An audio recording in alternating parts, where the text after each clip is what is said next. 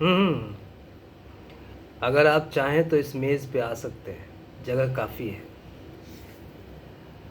आखिर एक आदमी को कितनी जगह चाहिए? नहीं नहीं, मुझे कोई तकलीफ नहीं होगी। बेशक अगर आप चाहें तो चुप रह सकते हैं। मैं खुद चुप रहना पसंद करता हूँ। आदमी बात कर सकता है और चुप रह सकता है एक ही वक्त में। इसे बहुत कम लोग समझते हैं। मैं बरसों से ये करता आ रहा हूँ। बेशक आप नहीं, आप अभी जवान हैं। आपकी उम्र में चुप रहने का मतलब है चुप रहना, और बात करने का मतलब है बात करना। दोनों बातें एक साथ नहीं हो सकती।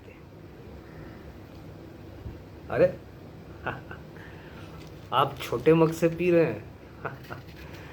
आपको शायद अभी लत नहीं पड़ी है। हम्म। नहीं पड़ी है। मैं आपको देखते ही पहचान गया था कि आप इस जगह के नहीं हैं। इस घड़ी में यहाँ जो लोग आते हैं उन सबको मैं पहचानता हूँ। उनसे आप कोई बात नहीं कर सकते। उन्होंने पहले से ही बहुत पी रखी होती है। वो यहाँ आते हैं अपनी आखिरी बियर के लिए।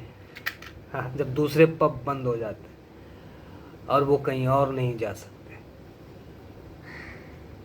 वो बहुत जल्दी ख़त्म हो जाते हैं, मेज़ पर, बाहर सड़क पे, ट्राम में। कई बार मुझे उन्हें उठाकर उनके घर पहुंचाना पड़ता है।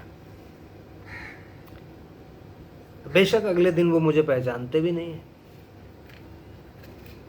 देखिए, आप गलत न समझें, मेरा इशारा आपकी तरफ नहीं था।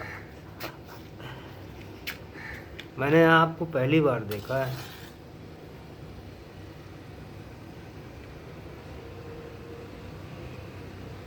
आप यहाँ चुपचाप आके मेज़ पे बैठ गए, मुझे बुरा सा लगा। हैं? अलग एक मेज़ से बैठ गए। नहीं नहीं, घबराइए नहीं। मैं अपने को आप पर थोपूंगा नहीं। हम एक दूसरे के साथ बैठकर भी अपनी अपनी बियर पर अकेले रह सकते हैं। अब मेरी उम्र में ज़रा मुश्किल है, क्योंकि हर बूढ़ा आदमी थोड़ा बहुत डरा हुआ होता है।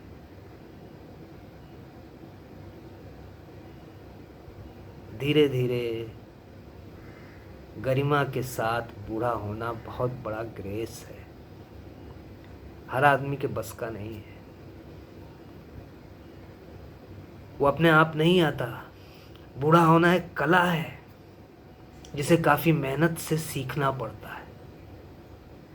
क्या कहा आपने, मेरी उम्र?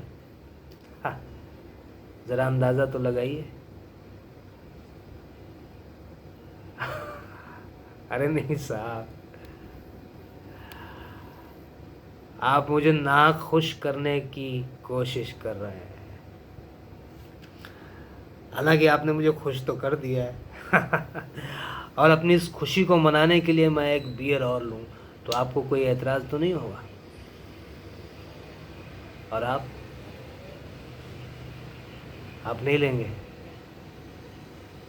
नहीं, मैं ज़िद नहीं करूँगा। हर आदमी को अपनी ज़िंदगी और अपनी शराब चुनने की आज़ादी होनी चाहिए। दोनों को सिर्फ एक बार चुना जा सकता है। बाद में तो हम सिर्फ उसे दोहराते रहते हैं। जो एक बार पी चुके हैं या जो एक बार जी चुके हैं। आप दूसरी ज़िंदगी को मानते हैं? मेरा मतलब है मौत के बाद। अरे, उम्मीद है कि आप मुझे घिसा पिटा जवाब नहीं देंगे कि आप किसी धर्म में विश्वास नहीं रखते। मैं खुद कैथोलिक हूँ, लेकिन मुझे आप लोगों का ये विश्वास बेहद दिलचस्प लगता है कि मौत के बाद भी आदमी पूरी तरह से मर नहीं जाता। हम पहले एक ज़िंदगी पूरी करते हैं, फिर दूसरी, फिर तीसरी। अक्सर रात के समय में इस बात के बारे में सोचता हूँ आप जानते हैं, मेरी उम्र में नींद आसानी से नहीं आती है। नींद के लिए छटाक भर लापरवाही होनी चाहिए, आधा छटाक थकान। अगर आपके पास दोनों चीज़ें नहीं हैं तो आप उसका मुआवजा 1.5 छटाक बियर पी के कर सकते हैं पूरा। इसीलिए मैं हर रोज़ आधी रात के वक्त यहाँ चला आता हूँ। पिछले 15 सालों से लगातार। मैं थोड़ा बहुत सोता ज़रूर हूँ, लेकिन 3 बजे के आसपास मेरी नींद टूट जाती है। उसके बाद मैं घर पे अकेला नहीं रह सकता। रात के 3 बजे, ये भयानक घड़ी है। मैं तो आपको अनुभव से कहता हूँ, 2 बजे लगता है अभी रात है, और 4 बजे सुबह होने लगती है। लेकिन 3 बजे आपको लगता है कि आप ना इधर हैं ना उधर। तो मुझे लगता है कि मौत आने की कोई घड़ी है तो यही घड़ी है, 3 बजे।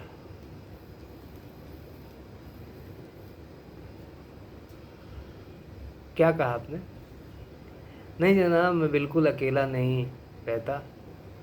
आप जानते हैं, पेंशन याफ्ता लोगों के अपने शौक़ होते हैं।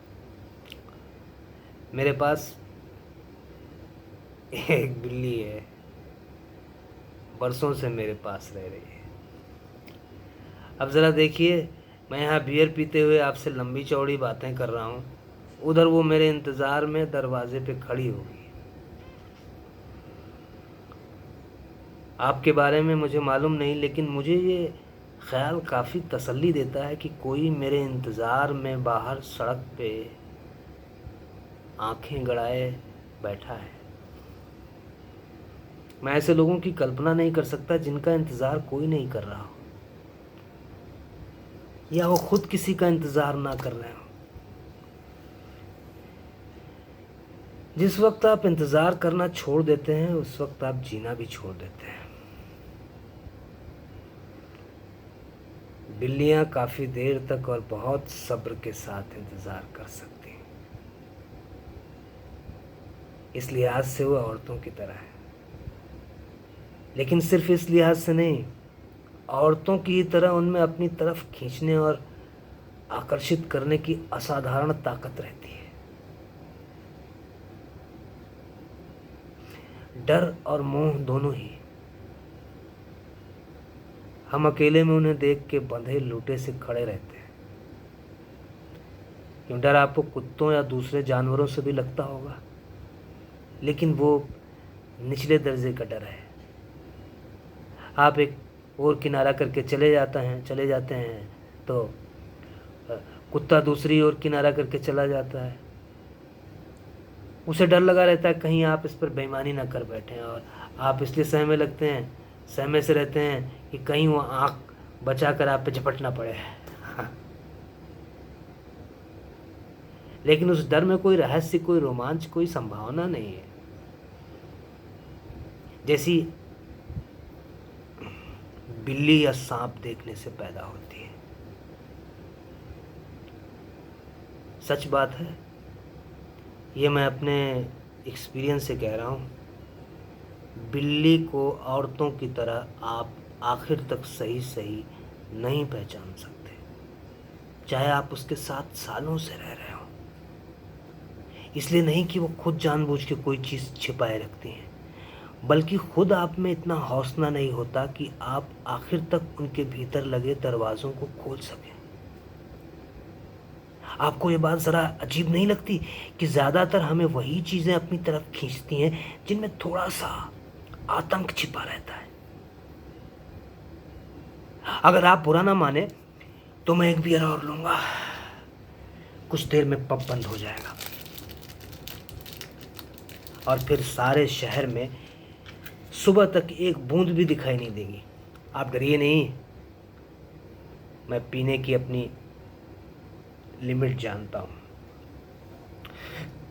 आदमी को ज़मीन से करीब इतना 1.5 इंच ऊपर उठ जाना चाहिए, इससे ज़्यादा नहीं, वरना वो ऊपर उड़ता चला जाएगा और इस उड़ान का कोई अंत नहीं होगा।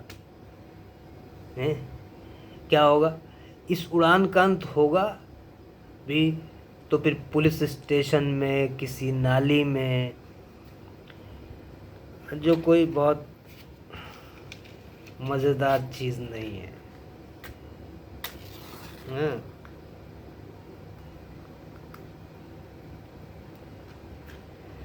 लेकिन कुछ लोग डर के मारे ज़मीन पर ही पाँव जमाए रखते हैं। ऐसे लोगों के लिए पीना ना पीना बराबर है। जी हाँ, सही फासला है, 1.5 इंच। इतनी चेतना अवश्य रहनी चाहिए कि आप अपनी चेतना को माचिस की तीली की तरह बुझते हुए देख सकें। तब जो उंगलियों के पास सरक आए तो उसे छोड़ देना चाहिए, उससे पहले नहीं और ना बाद में। कब तक पकड़े रहना और कब छोड़ना चाहिए, पीने का रहस्य इस पहचान में छिपा है। मुश्किल ये है कि हम उस समय तक नहीं पहचान पाते जब तक 1.5 इंच ऊपर उठ नहीं जाते।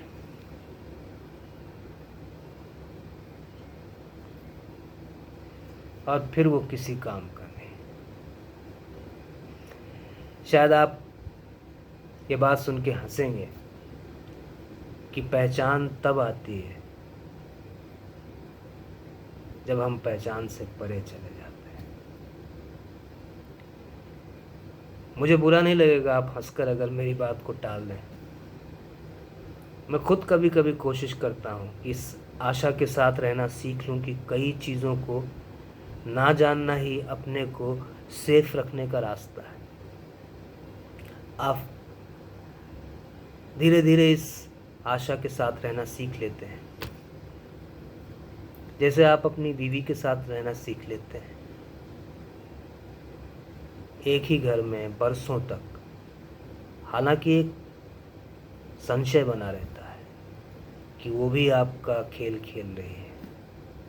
कभी कभी आप इस संशय से छुटकारा पाने के लिए दूसरी या तीसरी स्त्री से प्रेम करने लगते हैं। ये निराश होने की शुरुआत है, क्योंकि दूसरी स्त्री का अपना रहस्य है और तीसरी स्त्री का अपना। ये शतरंज के खेल की तरह है। आप एक चाल चलते हैं जिसमें आपके विरोधी के सामने अंतहीन संभावनाएं खुल जाती हैं। एक खेल हारने के बाद आप दूसरे खेल में जीतने की आशा करने लगते हैं। आप ये भूल जाते हैं कि दूसरी बाजी की अपनी संभावनाएं हैं, पहली बाजी की तरह अंतहीन और रहस्यपूर्ण। इसीलिए मैं कहता हूँ कि आप जिंदगी में चाहे कितनी औरतों के संपर्क में आए, असल में आपका संपर्क एक औरत से ही होता है। क्या कहा आपने? जी नहीं, जी नहीं, मैं आपको पहले ही कह चुका हूँ, मैं घर में अकेला रहता हूँ।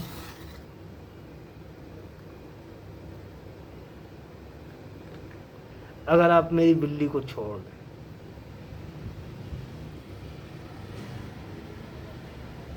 जी, मैं विवाहित हूँ, मेरी पत्नी अब जीवित नहीं है। ये मेरा अनुमान है। हाँ, आप कुछ हैरान से हो रहे हैं। अनुमान मैं इसलिए कह रहा हूँ क्योंकि मैंने उसे मरते हुए नहीं देखा। जब आपने किसी को आँखों से मरते नहीं देखा, अपने हाथों से दफनाया नहीं, तो आप सिर्फ अनुमान लगा सकते हैं कि वो जीवित नहीं है। आपको शायद हंसी आएगी, लेकिन मुझे लगता है कि जब तक आप खुद अपने परिचित को मरते हुए ना देख लें, तब तक एक धुंधली सी आशा बनी रहती है कि वो भी जीवित है। आप दरवाज़ा खोलेंगे और वो रसोई से भागकर तौलिए से हाथ पोंछती हुई आपके सामने आ खड़ी होगी। बेशक ये भ्रम है, ऐसा होता नहीं। उसके बजाय अब बिल्ली आती है जो दरवाजे के पीछे देरी पे सिर टिकाए और आंखों का रंग बदलती रहती है। मैंने लोगों में कहते सुना है कि समय बहुत कुछ सोख लेता है। क्या आप भी ऐसा सोचते हैं?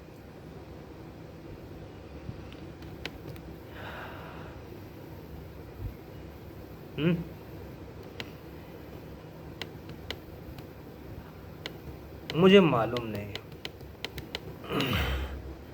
लेकिन कभी कभी ऐसा लगता है कि वो सोखता उतना नहीं है जितना बुहार देता है अंधेरे कोनों में या कालीन के नीचे, ताकि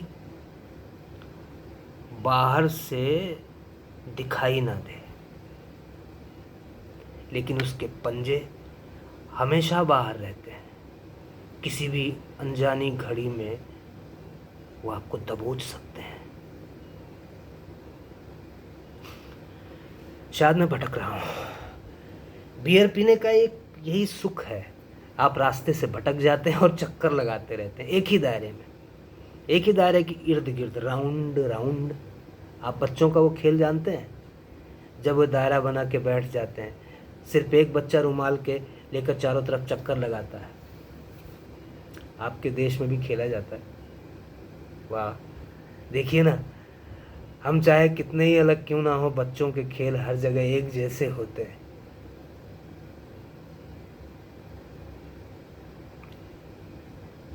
उन दिनों हम सबकी कुछ वैसी ही हालत थी, क्योंकि हम में से कोई भी नहीं जानता था कि कब अचानक किसके पीछे वो अपना फंदा छोड़ जाएंगे। हम में से हर एक आदमी एक भयभीत बच्चे की तरह बार बार पीछे मुड़कर देख लेता था कि कहीं उसके पीछे तो नहीं है। जी हाँ, इन्हीं दिनों यहाँ जर्मन आए थे। आप तो उन दिनों बहुत छोटे रहे होंगे। मेरी उम्र भी ज़्यादा नहीं थी, और हालांकि लड़ाई के कारण सुबह से शाम तक काम में जुटा रहना पड़ता था। मैं एक जवान बैल की तरह डटा रहता था।